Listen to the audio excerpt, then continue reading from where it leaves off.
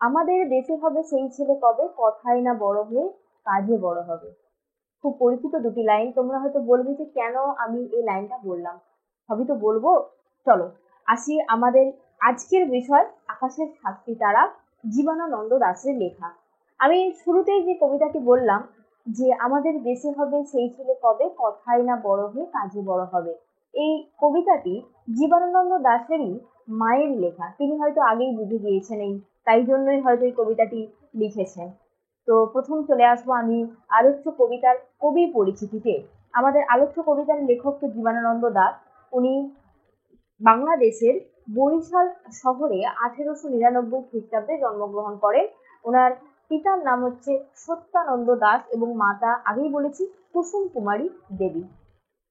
তো জীবনানন্দ দাশের বেশ কিছু উল্লেখযোগ্য কাব্যগ্রন্থ রয়েছে। ওনার লেখা প্রথম কাব্যগ্রন্থ ঝরা পালক। তারপরে উনি লেখেন ধূসর পাণ্ডুলিপি। এছাড়াও আরো অনেক উল্লেখযোগ্য কাব্যগ্রন্থ রয়েছে, যেমন ধরো মহাপৃথিবী, সাতটি তারার ত্রিমির, তারপরে ধরো বনলতা সেন ইত্যাদি। আলোচ্য কবিতাটি আমাদের আকাশের সাতটি তারা, এই কবিতাটি কিন্তু রূপসী বাংলা কাব্যগ্রন্থের অন্তর্গত। রূপসী বাংলা কাব্যগ্রন্থটি জীবনানন্দ দাশেরই লেখা।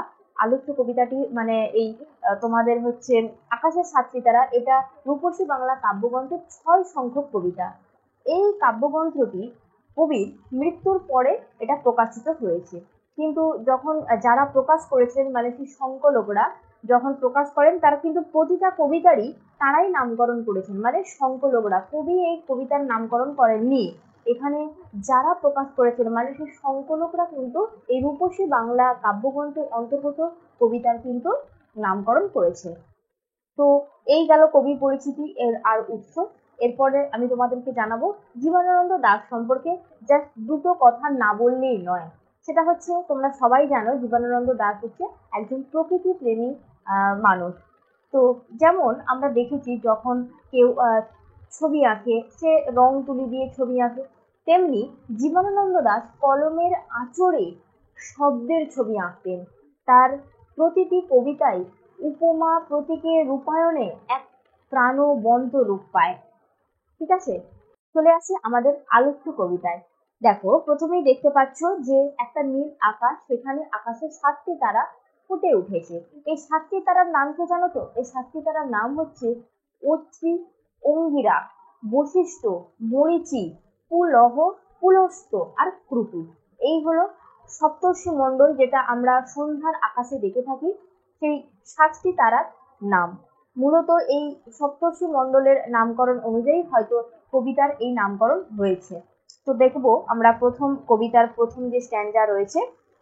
দেখো, আকাশের 7টি তারা যখন উঠেছে ফুটে আমি এই ঘাসে বসে থাকি। কবি বলছেন যে আকাশে যখন 7টি তারা ফুটে উঠেছে তখন কবি কোনো এক জায়গায় সন্ধ্যার যে আকাশে সন্ধ্যা নেমে আসছে এই সময়ে সে তোমার ঘাসের উপর বসে আছে। তাহলে আমরা বুঝতে পারছি যে আকাশের 7টা তারা তো আর দিনের বেলায় ফোটে না। আমরা তারা কখন দেখতে পাই? সন্ধেবেলা। মানে দিন যাচ্ছে আর রাত আসছে, এই দুয়ের যে সংযোগ মুহূর্ত বা মিলনকালী হচ্ছে সন্ধ্যা। মানে সন্ধ্যা নামার প্রাক মুহূর্তে কিছু দৃশ্য বা চিহ্ন যা কবি কল্পনা, উপমা আর বলতে পারো প্রতীকের মাধ্যমে আমাদের কাছে তুলে ধরেছেন বা ফুটিয়ে তুলেছেন। তাহলে আমরা দেখতে পেলাম যে 7টি তারা আকাশে উঠছে, এই সময় কবি ঘাসের উপর বসে আছেন। নেক্সট দেখছি পরের লাইন যেটা বলেছে, কামরাঙা লাল মেঘ যেন মৃত মনিয়ার মতো গঙ্গাসাগরের ঢেউয়ে ডুবে গেছে। কামরাঙ্গা লাল মেঘ, তাহলে মেঘের রং সেরকম কি? যখন সূর্য অস্ত যায়, আমরা যখন দেখি, যারা গ্রাম বাংলায় কেন সব জায়গা থেকে আমরা এটা দেখতে পাই, যখন সূর্য চলে যায় তখন আকাশটা একটু ধরো একটু কমলা টাইপের বা একটু লাল থেকে মানে একটু সন্ধ্যার মুহূর্ত, যে নীলাকাশের যে ছবি, সেটা কিন্তু আমরা দেখতে পাই যে একটু লাল আভা চারিদিকে যেন ছড়িয়ে পড়ছে। তাহলে মেঘের রং কি? লাল। সেই লালটা আবার কেমন? কামরাঙ্গার মতো লাল। কামরাঙ্গা কি? এখন প্রশ্ন হচ্ছে কামরাঙ্গা কি? কামরাঙ্গা হচ্ছে একটা বিশেষ ফল, যেটা খেতে হচ্ছে টক জাতীয় ফল, 5 শিরা যুক্ত। ঠিক আছে, আমি একবার দেখিয়ে দিই তোমাদেরকে ফলটা, আর আমাকে জানিও তো এই ফলটা তোমরা কে কে খেয়েছো। দেখো, এই হচ্ছে কামরাঙ্গা ফল, যেটা কাঁচা অবস্থায়, মানে যখন কাঁচা থাকে তখন দেখো ঠিক সবুজ থাকে, তারপরে আস্তে আস্তে হলুদ বর্ণ নেয়, তারপরে যখন পেকে যায় তখন দেখো এই রকম রং হয়ে যায়। ঠিক আকাশটাকেও কবি কিন্তু এই রকম রঙেই মানে দেখছেন, আমরাও দেখে থাকি, তাই তো। নেক্সট পরের লাইনে যেটা বলেছে যে কামরাঙা লাল মেঘ যেন মৃত মণিয়ার মতো। কামরাঙা লাল মেঘ তো বুঝলাম, তাহলে মণিয়ার কথার অর্থ কি? মণিয়া কথার অর্থ হচ্ছে বাংলাদেশের একটা বিখ্যাত পাখি রয়েছে মণিয়া পাখি, খুব ছোট্ট পাখিটা, সেই পাখিটা হচ্ছে খুব চঞ্চল, প্রাণ চঞ্চল, ছটপটে, ঠিক আছে, মানে এই টাইপের পাখিটার বৈশিষ্ট্য। একবার দেখাই তোমাদেরকে পাখিটাও, ঠিক আছে, দেখো এই হচ্ছে সেই বিশেষ পাখি যেটাকে আমরা মুনিয়া পাখি বলি। এটা বাংলাদেশে খুবই বিখ্যাত একটি পাখি, বাদামি রঙের দেখতে হয়, ঠিক আছে, এই হচ্ছে মুনিয়া পাখি। এই মুনিয়া পাখি হচ্ছে অত্যন্ত প্রাণ চঞ্চল এবং ছটপটে, মানে এই আছে দেখবে তুমি এখানে, এক্ষুনির মধ্যে দেখবে অন্য জায়গায় চলে গেছে, ঠিক আছে। এই যে মৃত মনিয়া, সেই প্রাণ চঞ্চল পাখি যদি মারা যায় তাহলে সে কি হবে? যদি মারা যায় তাহলে তো সে, তার তো প্রাণহীন হয়ে যাবে, তার তো প্রাণ চঞ্চল তো দূরের কথা, সে তো প্রাণহীন হয়ে গেল, তার তো আর কোনো মানে ছটপটানিও থাকবে না, কিছুই থাকবে না, মানে যেটাকে বলে একদম মৃত, মানে সে নাই বললেই চলে, হয়তো এটা সেই রকম। ঠিক মেঘ যখন মানে সন্ধ্যার আকাশে যখন সূর্য অস্ত যাচ্ছে, ঠিক আছে, সন্ধ্যা ঠিক এইভাবে ধীরে ধীরে যেন মৃত মরিয়ার মতো গঙ্গাসাগরের ঢেউয়ে ডুবে গেছে। দেখবে তোমরা যখন খোলা মাঠে দাঁড়িয়ে থাকো, দূর দিকে তাকালে আমরা যখন দেখি যে মানে মেঘ আর মাটি যেন একসাথে মিশিয়ে গেছে, দিগন্ত রেখা ধরে আমরা দেখি না যে মিশিয়ে গেছে, সেই রকম কবি সেই ঘাসে বসে বা ঘাসের চাদরে বসে কবি দেখছেন যে কামরাঙা লাল মেঘ, মেঘটার রং কি লাল, কিসের মতো? কামরাঙার মতো, সে আস্তে আস্তে ম্লান হয়ে যাচ্ছে, ম্লান হয়ে গিয়ে সন্ধ্যা নেমে আসছে, সে ধীরে ধীরে নেমে যাচ্ছে কোথায়? গঙ্গাসাগরের ঢেউয়ে যেন সে নিমজ্জিত হয়ে যাচ্ছে। ক্লিয়ার? পরের লাইনে রয়েছে আসিয়াছে শান্ত অনুগত বাংলার নীল সন্ধ্যা। তাহলে বাংলার সন্ধ্যাকে কবি এখানে তিনটে উপমা দিয়েছেন বা বিশেষণ ব্যবহার করেছেন, সেটা হচ্ছে শান্ত, অনুগত আর হচ্ছে নীল। একটা একটা করে আমি বোঝাবো। প্রথমে বলছি শান্ত। শান্ত কথার অর্থ কি? শান্ত কথার মানে হচ্ছে ধীর, স্থির, চুপচাপ, কোনো আওয়াজ নেই, নিঃশব্দ, এটার অর্থে আমরা বুঝি শান্ত। অনুগত কি? অনুগত কথার অর্থ হচ্ছে যার কথা শুনে চলে, ধরো তুমি আমার কথা শুনে চললে, তাহলে তুমি হচ্ছে আমার অনুগত, ঠিক আছে, এখানে মানে বাধ্য হওয়া যেটাকে বলে। আর রয়েছে কি নীল। নীল মানে কি? কবি হচ্ছে নীল, মানে এই নীল হচ্ছে রোমান্টিকতার প্রতীক। কবি তো অত্যন্ত বঙ্গপ্রেমী কবি বা প্রকৃতি প্রেমী কবি, তিনি এই নীলটাকে রোমান্টিক অর্থেই কিন্তু এখানে ব্যবহার করেছেন। তিনি বলছেন বাংলার আকাশ যখন এই সন্ধ্যা নেমে আসে বাংলার আকাশে, তখন সে শান্ত, কোনো আওয়াজ নেই, নিস্তব্ধ, মানে একদম নিরিবিলি, ঠিক আছে, এরকম আওয়াজে শান্ত প্রকৃতির হয়ে সে নেমে আসছে বাংলার নীল সন্ধ্যা। দেখবে যখন মানে সন্ধ্যা নেমে আসে, গাছ গাছালির ওপর যখন সেই আলোটা পড়ে না, তখন সেগুলো একটা নীল টাইপের লাগে, ঠিক আছে। সেটাই বোঝাতে চেয়েছেন যে কামরাঙা লাল মেঘ মৃত মরিয়ার মতো গঙ্গাসাগরের ঢেউয়ে ডুবে গেছে, আর কি হচ্ছে? আসিয়াছে শান্ত অনুগত, মানে এইভাবেই বাংলার নীল সন্ধ্যা শান্ত অনুগত ভাবে ধীরে ধীরে সে নেমে আসছে। পরের লাইনে রয়েছে কেশবতী কন্যা যেন এসেছে আকাশে। আগেই বলেছি জীবনানন্দ দাশ কিন্তু একজন এমন একজন কবি, তিনি কিন্তু পুরোটাই কিন্তু কল্পনা করছেন, এখানে কিন্তু কোনো চরিত্রের আগমন ঘটেনি, এখানে কবি এক নারীকে কল্পনা করেছে। আমি শুরুতেই বলেছিলাম না যে জীবনানন্দ দাশ এমনই একজন কবি যিনি সব কলম আঁচড়ে পুরো শব্দ দিয়ে যেন ছবি ফুটিয়ে তুলছেন, চিত্র অঙ্কন করছেন, এমনই একজন কবি, কি অসাধারণ তার লেখা। তিনি বলছেন কেশবতী কন্যা মানে লম্বা ঘন কেশ, মানে কি চুল, এমন একজন গোটা আকাশে নেমে আসছে কেশবতী কন্যা, মানে ঘন কালো, মানে এর মাধ্যমে আমরা বুঝতে পারছি কি যে কবি কালোকে ইঙ্গিত করছেন। কালো মানে যখন সন্ধ্যা হয় কি হয়, চারিধারে তো অন্ধকার ফুটে আসে না, আমরা তো দেখি যে চারিদিক অন্ধকার হয়ে আসছে, এটাই কবি এখানে চিত্রকল্পটা তার ভাবো, তোমরা শুধু ভাবো তিনি কি ভাবে বর্ণনা করেছেন একটা সন্ধ্যাকে। আমরা যখন ছবি তুলি তখন আমরা লাইট ছাড়া ছবি তুলি না, আলোর যেখানে সেখানে আমরা চলে যাই ছবি তুলতে, কিন্তু একটা সন্ধ্যার বা একটা রাত্রের যে কত সৌন্দর্য হতে পারে, সেটা জীবনানন্দ দাশ আমাদের এই আলোচ্য কবিতাটি ফুটিয়ে তুলেছে। তিনি আরো বলছেন যে এইভাবে কেশবতী কন্যা মানে তার ঘন কালো চুল, ঠিক আছে, সেই লম্বা চুল, সে যেন গোটা আকাশে যেন ছড়িয়ে রয়েছে। তারপরে বলছে আমার চোখের পরে আমার মুখের পরে চুল তার ভাসে। আচ্ছা, তোমরা দেখতে পাচ্ছ এখানে একটা করে উপরে ইনভার্টেড কমা রয়েছে, তোমরা হয়তো ভাবছো যে কেন এটা রয়েছে। এটার মানে হচ্ছে এর আগে একটা বর্ণ রয়েছে, সেটা হচ্ছে উপরে। এটার মানে বলতে চাইছেন কবি আমার চোখের উপরে আমার মুখের উপরে চুল তার ভাসে। আমি আরেকটু যদি তোমাদেরকে ক্লিয়ার করে বোঝাই, তোমরা দেখেছো হয়তো যখন কোনো সাল লেখা হয়, সাপোজ ধরো 2024, ঠিক আছে, তুমি হয়তো সাল লিখে অনেকেই দেখবে এইভাবে কমা দিয়ে 2024 সালটা লেখে, দেখেছো? এটার মানে কি 2024, তাই তো? এক্ষেত্রেও সেটা। এখানে কবি বলছেন আমার চোখের ওপরে আমার মুখের ওপরে চুল তার ভাসে। মানে যখন দিনের আলো থাকে তখন কি চারিদিক তো আলো হয়ে যায়, কোনায় কোনায় পুরো তুমি আলোকিত দেখতে পাও। যখন সূর্য ওঠে তখন আমরা কোনায় কোনায় একদম আলো দেখতে পাই। কিন্তু যখন অন্ধকারও নামে তখন কি আমরা আলো দেখতে পাই? আকাশের আলো তো দেখতে পাই না, চারিদিক অন্ধকার, এমনকি নিজেকেও আমরা দেখতে পাই না, তাই তো? সেটাই বলতে মানে চোখ যদি অন্ধ হয়ে মানে অন্ধকার থাকে, আমরা চোখের সাহায্যেও সেখানে কিছু দেখতে পাই না, তাই তো? তুমি ঘরের সব দিক জানো, তুমি হয়তো লাইট বন্ধ করে দিলে তুমি তোমার ঘরের এদিক ওদিক চলে যেতে পারবে, সেটা তুমি জানো বলেই যেতে পারবে। বোঝা গেল? এখানে কবি বলছেন আমার চোখের পরে মানে চারিদিকে এত অন্ধকার, মানে এই যে সন্ধ্যার আকাশে সূর্য অস্ত চলে যাওয়ার পরে সেই যে সন্ধ্যা নামছে, সেই সন্ধ্যার আকাশে তার চোখের পরে আমার মুখের পরে চুল, মানে সে কেশবতী কন্যার যে চুল, সেই ঘন কালো চুল যেন তার চোখে আর মুখে পড়ছে। পরবর্তী লাইনে কবি বলছেন পৃথিবীর কোনো পথ এই কন্যারে দেখেনি কেউ। মানে পৃথিবীর কোনো কোনো জায়গায় কোনো স্থানে এই কন্যাকে, মানে এই বাংলার এই কন্যাকে, কেশবতী কন্যাকে কেন কোথাও দেখেনি। দেখি নাই অত অজস্র চুলের চুমা হিজলে কাঁঠালে ঝরে অবিরত। কোথাও তিনি দেখেননি যে চুলের অজস্র চূড়া বলতে এখানে কবি অন্ধকারকে বুঝিয়েছেন। সেই অন্ধকার এতটাই অন্ধকার হয়ে এসেছে যেখানে হিজল, কাঁঠাল আর জামে যেন পাতায় পাতায় যেন অন্ধকার হয়ে আসছে। চুমা কথার অর্থ হচ্ছে এখানে স্নেহ বা আদর অর্থে এটা ব্যবহার করা হয়েছে। আর অজস্র চুলের চুমা মানে অন্ধকারের যে মানে আভা, সেই অন্ধকার যে নেমে আসছে সন্ধ্যার বাংলার বুকে, সেটাই কবি এখানে বলছেন যে এত অন্ধকার যেন কোথাও দেখেনি। কারণ আমরা এখন দেখেছি যে আমরা যখন যারা শহরে থাকে, তো শহরে কি চারিদিক আলো কোলাহল এরকম টাইপের হয়ে থাকে, তো শহরে কি মেঘলা আকাশের যে মেঘলা নয় সরি, বাংলার বুকে যখন সন্ধ্যা নেমে আসে, সেই সন্ধ্যার কখনো অনুভূতি শহরের মানুষজন পেয়েছে?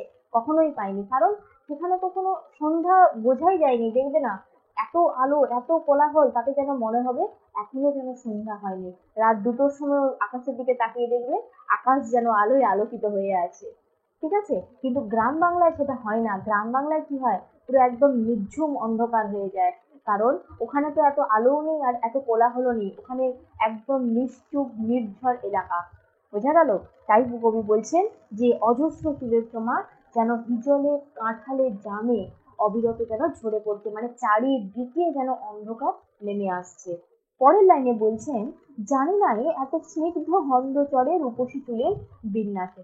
চিন্তা করো, তার চুলেরও একটা গন্ধ রয়েছে, ঠিক আছে? তুমি ভাবো শুধু চুলেরও একটা গন্ধ রয়েছে, তিনি জানেন না যে এত স্নিগ্ধ এত গন্ধ তিনি কোথায়, মানে এত গন্ধ যে ঝরে পড়বে তিনি সেটাও ভাবেননি। এরপরে আমরা দেখবো যে স্নিগ্ধ গন্ধগুলো এর পরের স্ট্যান্ডার্ডেই রয়েছে, যেটা আমরা জানতে পারবো যে কি কি থেকে এই ঘ্রাণ কবি অনুভব করেছেন।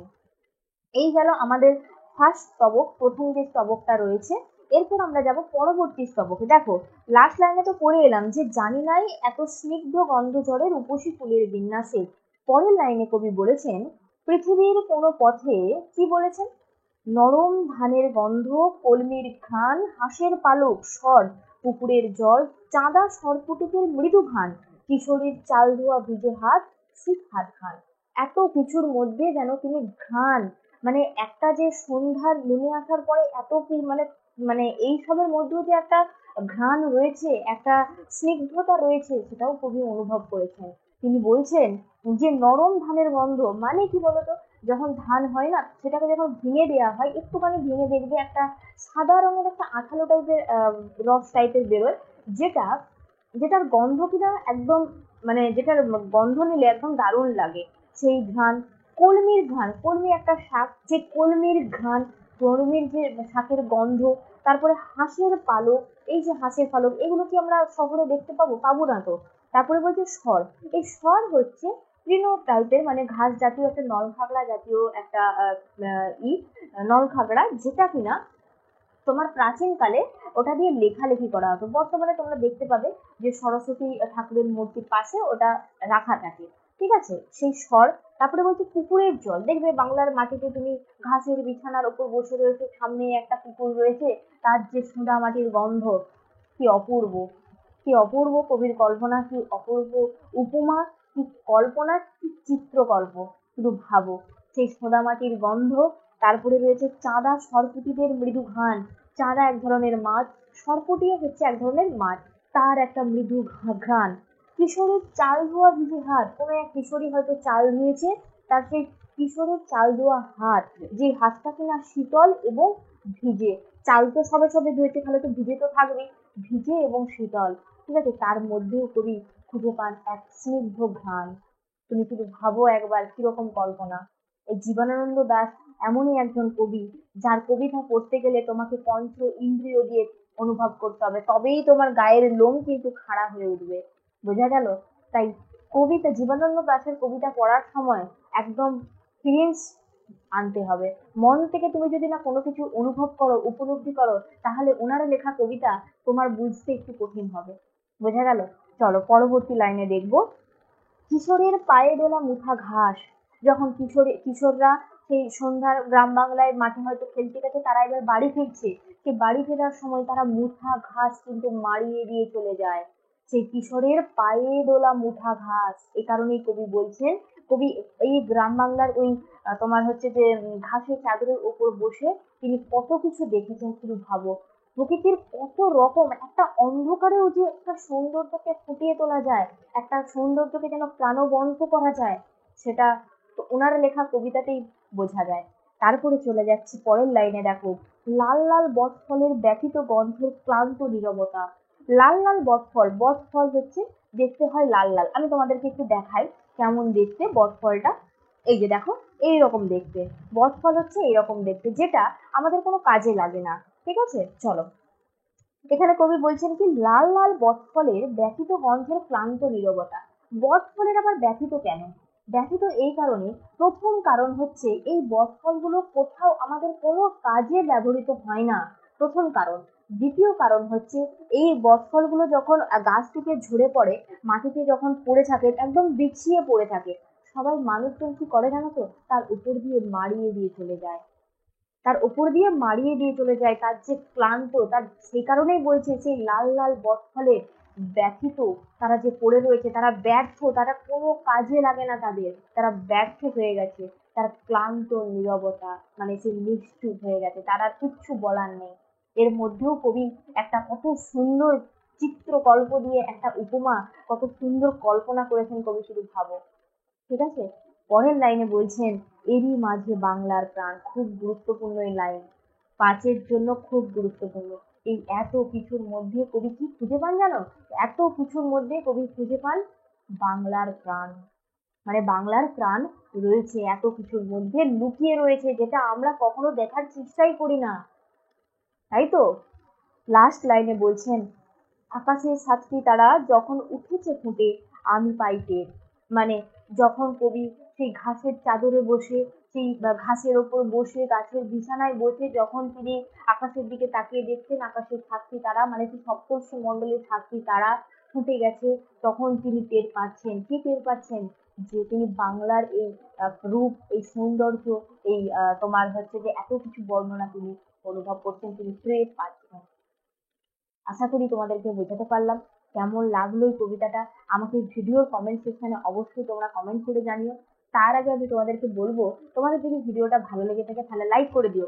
আর যাওয়ার আগে, ভিডিওটা এন্ড করার আগে তোমাদেরকে বলে দিই কোন কোন লাইনগুলো আমাদের জন্য, আমার মানে তোমাদেরকে পড়তে হবে, খুব গুরুত্বপূর্ণ আমাদের জন্য কোন লাইনগুলো। দেখো, এখানে মারাত্মক গুরুত্বপূর্ণ লাইন, কামরাঙা লাল মেঘ যেন মৃত মনিয়ার মতো গঙ্গা সাগরে ঢেউয়ে ডুবে গেছে। এই লাইন থেকে এমসিকিউ বলো, এসএ কিউ বলো, 3 নম্বরের প্রশ্ন বলো, 5 নম্বরের প্রশ্ন বলো, যে কোনো প্রশ্নই এখান থেকে আসে। তাই খুব গুরুত্বপূর্ণ এই লাইনটা।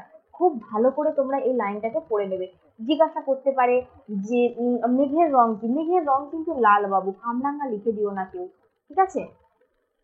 তারপরে বলছে আসিয়াছে শান্ত অনুগত বাংলার নীল সন্ধ্যা। এই বাংলার সন্ধ্যাকে কবি কি কি বিশেষণে বিশেষিত করেছেন, এটা দিতে পারে। আবার ধরো দিতে পারে কেশবতী কন্যা যেন এসেছে আকাশে। এখানে আমি আগেই বলেছি কেশবতী কন্যা কিন্তু কবির কল্পনা। তিনি কিন্তু এখানে কোনো সপ্রাণ মানবপ্রতি কোনো চরিত্র কিন্তু নয়। কেশবতী কন্যাকে কবি এক অন্ধকারের সঙ্গে কল্পনা করেছেন, ঠিক আছে? তারপরে ধরো দিতে পারে অজস্র চুলের ধোঁয়া ঝড়ে, হিজলে কাঁঠালে জামে ঝড়ে অবিরত। তার অজস্র চুলের ধোঁয়া কোথায় কোথায় ঝরে পড়ে, এই নামগুলো কিন্তু তোমাদেরকে মনে রাখতে হবে। তারপরে বলছে রূপসী চুলের বিন্যাসে, এই জায়গাটা তোমাদের সব প্রশ্ন আসে। নেক্সট রয়েছে এই অংশটা তো তোমরা পাই টু বাই লাইন ধরে ধরে একদম মুখস্থ করে নেবে। তারপরে মোস্ট গুরুত্বপূর্ণ এই যে মুথা ঘাস, কিশোরী পায়ে দোলা কি মুথা ঘাস। অনেকেই হয়তো নর্মাল এমনি ঘাস লিখে দিবে, কিন্তু না বাবু, কিশোররা সবসময় যারা হেঁটে যাচ্ছে কিশোররা কিন্তু মুঠা ঘাস, এক টাইপের ঘাস রয়েছে মুঠা ঘাস, সেই ঘাসের উপর দিয়ে মাড়িয়ে দিয়ে চলে যায়, ঠিক আছে? তারপরে লাল লাল বটফলের ব্যথিত, লাল লাল বটফলের ব্যথিত গন্ধের ক্লান্ত নীরবতা, ফলের রং কি লাল লাল, ঠিক আছে? এই জায়গাগুলো দেখতে হবে। আর আরেকটা গুরুত্বপূর্ণ লাইন, এরই মাঝে বাংলার প্রাণ, এই জায়গাটা কিন্তু রয়েছে, খুবই গুরুত্বপূর্ণ। যদি তোমাদের এই ভিডিওটা ভালো লেগে থাকে তাহলে বন্ধুদের মধ্যে অবশ্যই শেয়ার করে দিও। আর আমাদের চ্যানেলে যদি তোমরা নতুন হয়ে থাকো তাহলে কিন্তু অবশ্যই এই চ্যানেলটাকে সাবস্ক্রাইব করে অবশ্যই পাশে থাকা যে বেল আইকনটি রয়েছে সেটা কিন্তু ক্লিক করে রেখো। আজকের ভিডিও আমি এখানেই শেষ করছি। দেখা হচ্ছে পরের ভিডিও।